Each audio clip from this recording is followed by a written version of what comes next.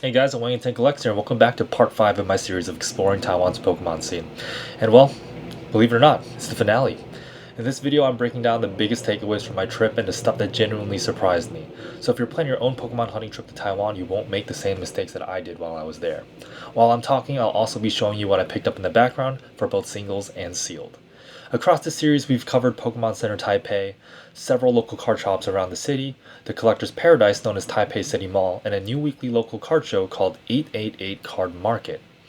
Alright, let's get into the 5 biggest lessons. Alright, lesson number 1, and arguably the most important one. And well, that is cash is king.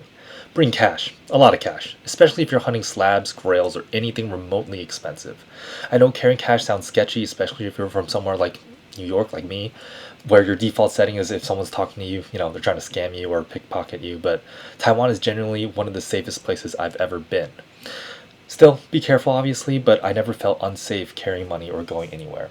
The real issue is just practical. Tons of stores just don't accept credit cards, and it's not just Taipei City Mall. Even official Pokemon gyms and legit card shops that run tournaments were cash only, which honestly still blows my mind. I literally missed out on a $143 Mega Charizard X SAR in traditional Chinese because of it, and to this day I'm still very salty about it. So if you take nothing else from this entire series, bring cash. And if you don't want to carry a ton at once, plan your ATM steps ahead of time and check your fees before you land. Alright, lesson number 2. Taipei City Mall is the highest value spot in Taipei, so if you're short on time, Taipei City Mall needs to be on the very top of your list. If you only have a day or two in Taipei, the two places you should hit are Pokemon Center Taipei for exclusives and Taipei City Mall for literally everything else. Taipei City Mall had the densest concentration of Pokemon inventory I saw anywhere. That includes singles, slabs, sealed, older sets, modern sets, random promos, accessories, loose packs, plushies, gachapon, etc. It's basically Pokemon collecting as far as the eye can see. And it's not just Pokemon too. Plenty of other TCGs and figures and literally everything. The reason it works like that is the cubicle system. A lot of stores aren't just one seller with one inventory. They rent out these plastic display cubicles to individual sellers, and the shop takes a fee or commission. That's why so many places want cash, and that's also why you can sometimes find some insane deals because individual sellers don't always update their prices constantly. For example, I found the Pokemon Center Taipei Pikachu promo for 1500 NTD or around $45, while it's closer to about $100 in the English market. I even found PSA 10 Taipei Pokemon Center exclusive Pikachus there, going for $150 when market here in the US is currently between $250 and $300. Absolute steals, but you need the cash to buy them. If you know your prices, Taipei City Mall can be quite insane.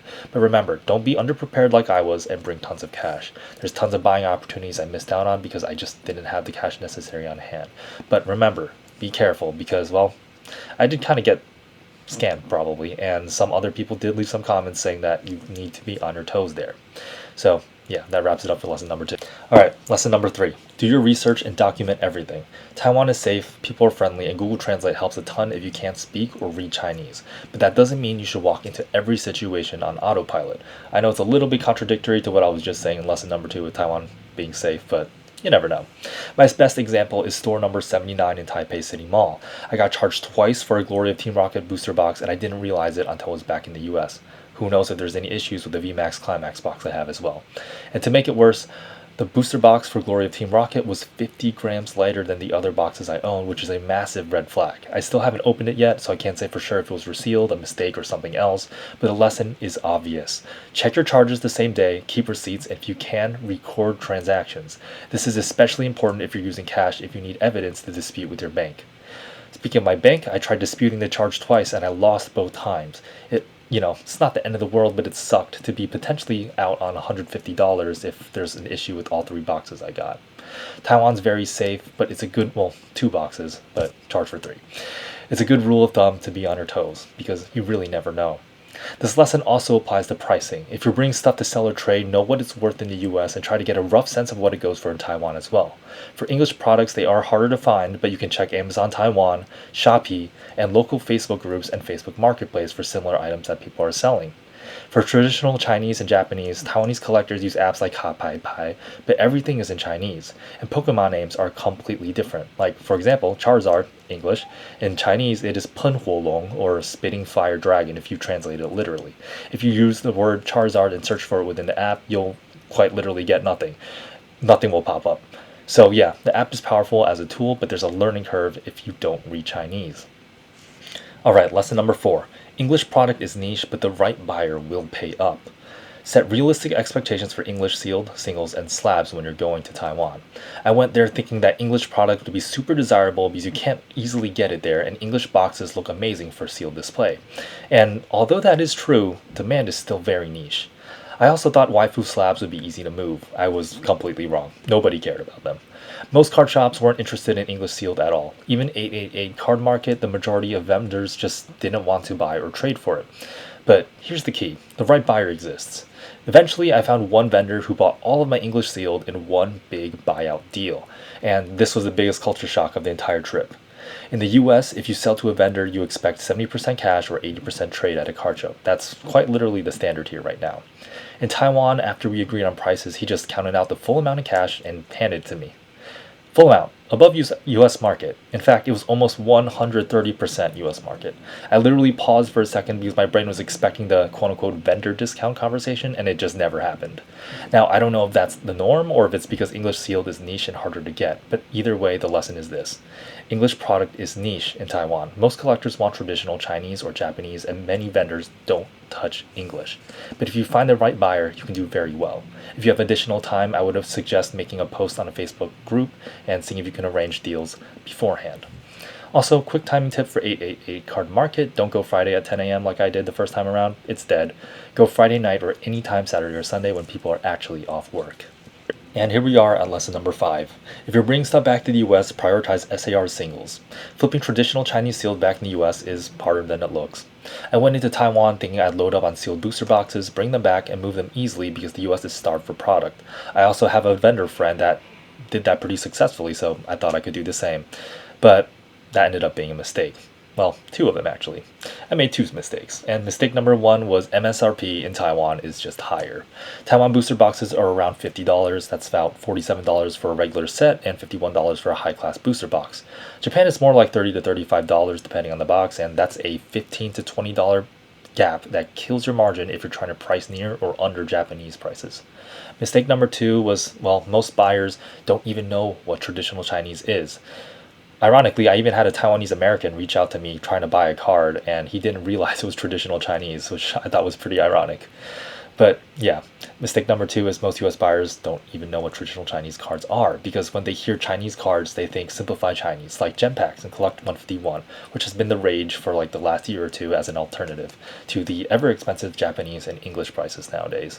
But traditional Chinese is Taiwan and Hong Kong only, and it follows Japan's release schedule, but most people don't know that, so it's even more niche. I had to explain to every single buyer that came up to my table that they were not simplified and were traditional, and well, they're harder to get. I'm probably the only person in New York selling them, in fact.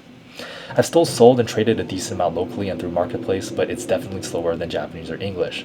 So if you're going to Taiwan and you want the best chance of profit back in the US, here is what I would do differently. Prioritize singles, especially SARs and other exclusives. Traditional Chinese SARs can be a fraction of the price of English and even their Japanese counterparts as well. For example, there was the Glory of Team Rocket or Destin Rivals Mewtwo SAR, which was around $400 in English, $275 in Japanese at the time, and well, I grabbed it for 2,500 NTD or about $80. Just 80. That difference is quite insane. That's the kind of card you can realistically double for profit or even more back home in the US. It was the same story with the terrestrialized Pikachu from Mega Dream. I bought 2 copies for around $80 and I sold them for around $160 when English hadn't released yet and Japanese prices were much higher at $220 a copy. Singles are easier to pack, easier to move, and the margins are way cleaner. Focus on exclusive cards, SARs, and slabs that have real demand back in the US, and you shouldn't have too hard of a time moving them. Now, I still have quite a few cards to go through in the background, so I'll leave you guys to it until we get to the conclusion. Enjoy.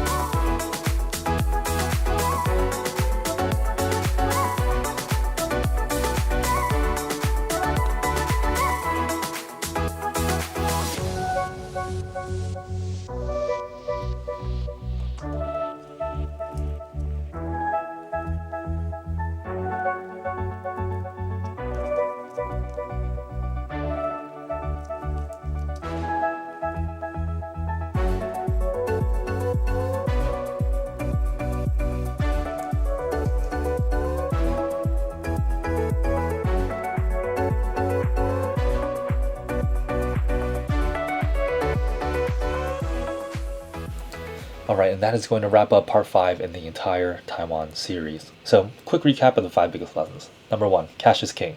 Number 2, Taipei City Hall is a must visit. Number 3, do your research and document your purchases. Number 4, English product is niche, but the right buyer will pay up if you can find them. And number 5, if you're bringing sealed stuff back to the US, well, don't bring sealed stuff. Focus on SAR singles over sealed. Still bring a few. It's always good to have some, but don't focus on it. Now, thanks for watching this whole series. If you've collected in Taiwan before or you're planning a trip, drop a comment with what you want me to cover next time. If you've already been, leave some other tips for other people as well. Having wrapped up this series on exploring Taiwan's Pokemon scene, we'll be taking a look at if I actually got scammed with that Gloria Team Rocket Booster box or not once we tear it open, and we'll also get into my first time preparing and actually vending at a card show back home in New York City.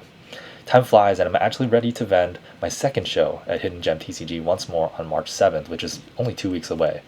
I've still got some video ideas and deep dives I'd like to do about Pokemon in Taiwan, but we'll get to that later, all in due time.